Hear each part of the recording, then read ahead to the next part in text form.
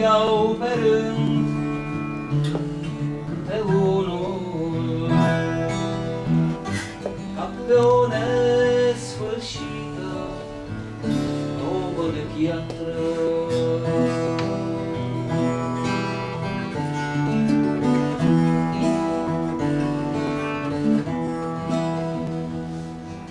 Eram copil pe atunci, mi-era frig și priveam plânțănind picioarele lor, parole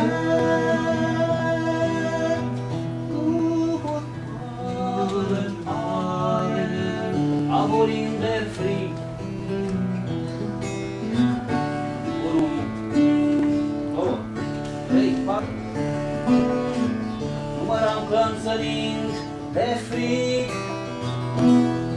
picioarelor, parale.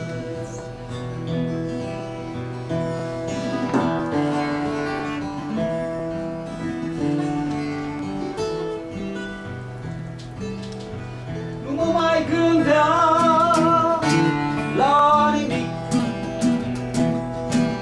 Mama s-a dus la oraș și să aducă pâine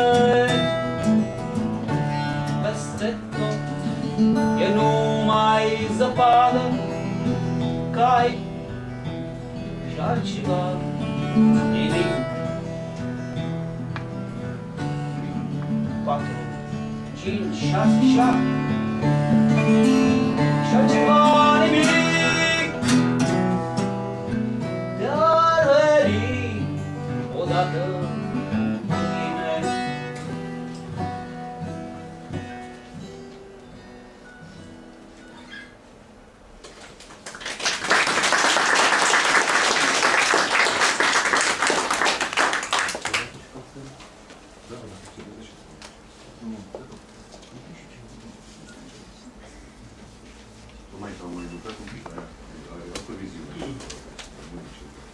Soldatul și pasărea. E un dialog între pace și rău. Ai văzut așa, esențial.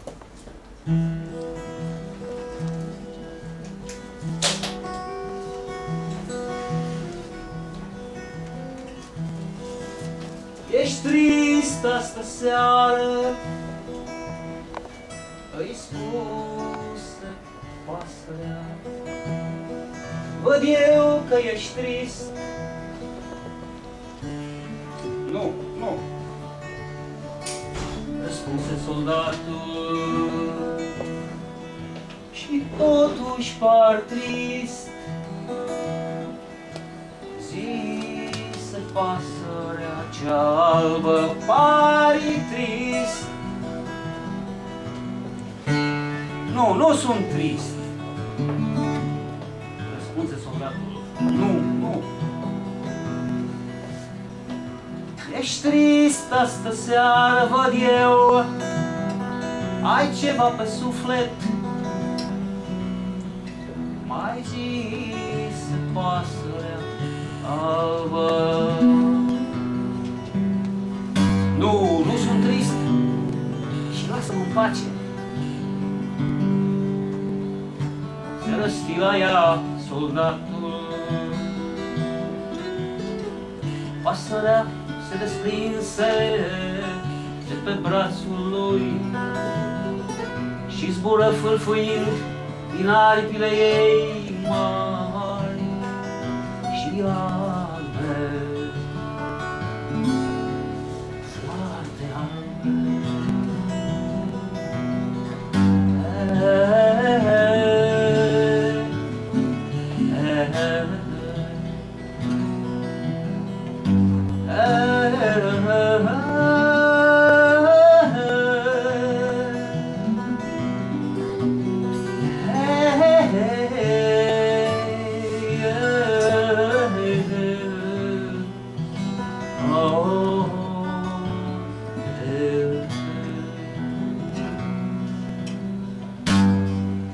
Unde o fi plecat pasărea aia cuvântătoare? Se trezi deodată soldatul vorbind singur.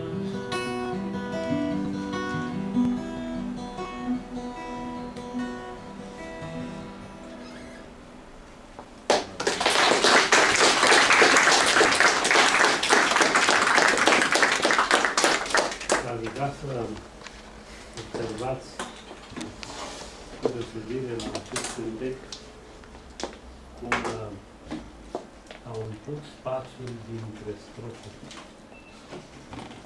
cu niște modulații muzicale care duceau mai departe, care au o reverberație în înțelesul strofei dinainte.